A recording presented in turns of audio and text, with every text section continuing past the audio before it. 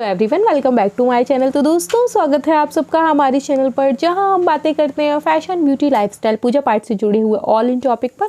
और मैं आपके साथ शेयर करती हूँ अपने लाइफ का एक्सपीरियंस। हो फ्रेंड्स, हरे कृष्णा, राधे राधे। कैसे हैं आप सब? आशा करती हूँ आप सभी लोग अच्छे होंगे। मैं भी बिल्कुल ठीक हूँ। और आज का वीडियो भी रिक्वेस्टेड वीडियो, पिछले 1 महीने से मैं रिक्वेस्टेड वीडियो ही कर रही हूँ। मैं कोशिश कर रही हूँ कि देखिए मेरी अपनी संतुष्टि नहीं है, आप लोगों की संतुष्टि ज़्यादा महत्वपूर्ण है मेरे लिए।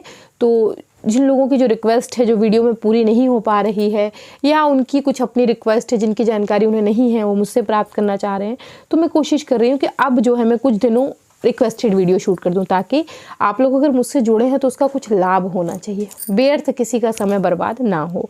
तो चलिए दोस्तों, बहुत सारे लोगों का एक साथ ही कमेंट था कि दीदी पूजा की कुछ ऐसी सामग्री है जिसे हम ये नहीं समझ पा रहे हैं कि हम इसे इस्तेमाल कैसे करें, हमें यही नहीं पता कि इस्तेमाल होती क्यों है। तो और एक लोगों का ना बहुत पहले एक कमेंट आया था, उनका भी मैं यही, वो नेगेटिव कमेंट था, उसका भी मैं रिप्लाई यहीं दे दूँगी। तो देखिए, जैसे कुछ लोगों का कमेंट था, दीदी काला तिल और सफ़ेद तिल, सफ़ेद तिल का तो समझ में आता है विष्णु जी को चढ़ता है, लेकिन काला तिल कैसे चढ़ता है, उसकी सेवा हम किसको देते हैं और कैसे उसका प्रयोग करते हैं? तो काला तिल भगवान शिव को चढ़ता है और काला तिल श्री शनिदेव जी को भी चढ़ता है। इन दोनों लोगों को काला तिल चढ़ाया जाता है। इसके अलावा काले तिल से हम यमराज जी की भी पूजा करते हैं और चित्रगुप्त जी की भी पूजा करते हैं। काले तिल से हम अमावस्या पे पूजा करते हैं। काले तिल का प्रयोग हम अपने पितरों की सेवा में भी करते हैं। सो ये पूजा में बहुत महत्वपूर्ण चीज़ है काले तिल का। सफ़ेद तिल हम श्री हरि विष्णु जी को चढ़ाते हैं, भगवान रामचंद्र जी को चढ़ा सकते हैं, कृष्ण जी को चढ़ा सकते हैं, लड्डू गोपाल को चढ़ा सकते हैं, यहाँ कर सकते हैं, ठीक है, सरस्वती जी को भी चढ़ा सकते हैं। कुछ लोगों का कमेंट था, दीदी जनेऊ 4 प्रकार की होती है। तो जनेऊ एक सफ़ेद होती है, एक पीली होती है, और एक जो है वो ऑरेंज कलर की होती है। तो जो चौथी होती है उसका आप किसी ने मुझे कलर नहीं बताया, तो मैंने भी चौथी नहीं देखी। इन तीनों का प्रयोग कहाँ कहाँ करते हैं मैं आपको बता दूं। जो सफ़ेद रंग की जनेऊ है वो केवल मात्र भगवान शिव को अर्पित की जाती है, वो सफ़ेद जनेऊ धारण करते हैं। पीली जनेऊ आप कृष्ण जी को पहना सकते हैं, श्री रामचंद्र जी को पहना सकते हैं, हनुमान जी को पहना सकते हैं, लेकिन जो ऑरेंज कलर की जनेऊ होती है कायदे से हनुमान जी को और गणेश जी को वो पहनाई जाती है। 2-3 जनेऊ होती हैं, पीली, ऑरेंज और सफ़ेद। तो जो हनुमान जी हैं और गणेश जी हैं, इनको ऑरेंज या पीली दोनों पहना सकते हैं, लेकिन ज़्यादा बेहतर है कि आप ऑरेंज कलर की जनेऊ पहनाएं। अगर किसी कारणवश आपको ये जनेऊ उपलब्ध नहीं हो पा रही तो आप कच्चा धागा लेके रंग कर भी उन्हें अर्पित कर सकते हैं, ठीक है। जैसे बहुत सारे लोगों का कमेंट फिर आया था कि दीदी उड़द दाल का प्रयोग कहाँ करते हैं? उड़द दाल का प्रयोग हम शनिदेव जी की पूजा में करते हैं, कुछ विशेष पूजाएं होती हैं माँ काली की, उनमें करते हैं, यमराज जी की पूजा में करते हैं और चित्रगुप्त जी की पूजा में करते हैं। तो इतनी पूजाओं में उड़द दाल का प्रयोग होता है। फिर कहीं कुछ लोगों का प्रयोग था, कमेंट था कि दीदी गोगल लोवान, वो तो मुस्लिम इस्तेमाल करते हैं। तो ये केवल एक तुच्छ किस्म की मानसिकता है, ऐसा कुछ भी नहीं है। एक तो मेरे पास बहुत पहले कमेंट आया था कि पता है दीदी आप गुलाब के फूल भगवान को मत चढ़ाया करिए, गुलाब के फूल ना मुस्लिम चढ़ाते हैं, मज़ार पर चढ़ता है। अरे कैसे कहाँ से आप लोग ये बातें लाते हुए, तो कभी हंसी आ जाती है कि कैसी कैसी बातें आप लोग उठा लाते हैं। कभी फूल ने ऐसा कहा कि हम मंदिर में चढ़ेंगे तो हम मस्जिद में नहीं चढ़ेंगे, या हम शहीद के ऊपर चढ़ेंगे, या हम यहाँ नहीं चढ़ेंगे? तो ऐसा कुछ नहीं, केवल मात्र एक बहुत ही अजीब सी मानसिकता है। क्या कहूँ मैं इस मानसिकता को, मुझे खुद ही नहीं समझ में आता। फूल को कोई परहेज नहीं है, और ऐसा कहाँ लिखा है कि गुलाब का फूल मंदिर में नहीं चढ़ता है? मैंने तो ऐसा कहीं नहीं सुना भाई। मैं तो इतने सालों से इतने मंदिर जा रही हूँ, इतने ज्योतिर्लिंग के दर्शन किए, सब जगह चढ़ता है, मैंने सब जगह देखा हुआ है।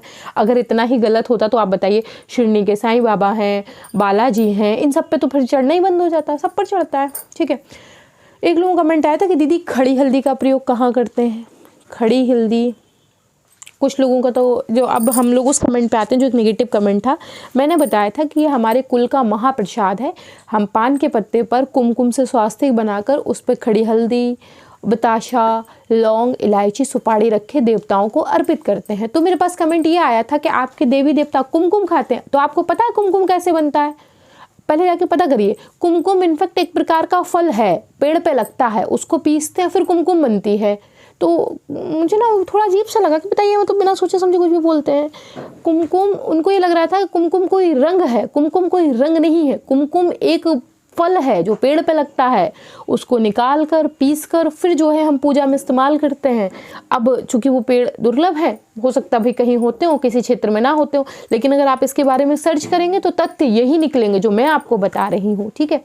हल्दी एक प्रकार का भोग है, कंद है, वो मैंने इस पर डिटेल में वीडियो बनाई है, वो हम ईश्वर को अर्पित करते हैं।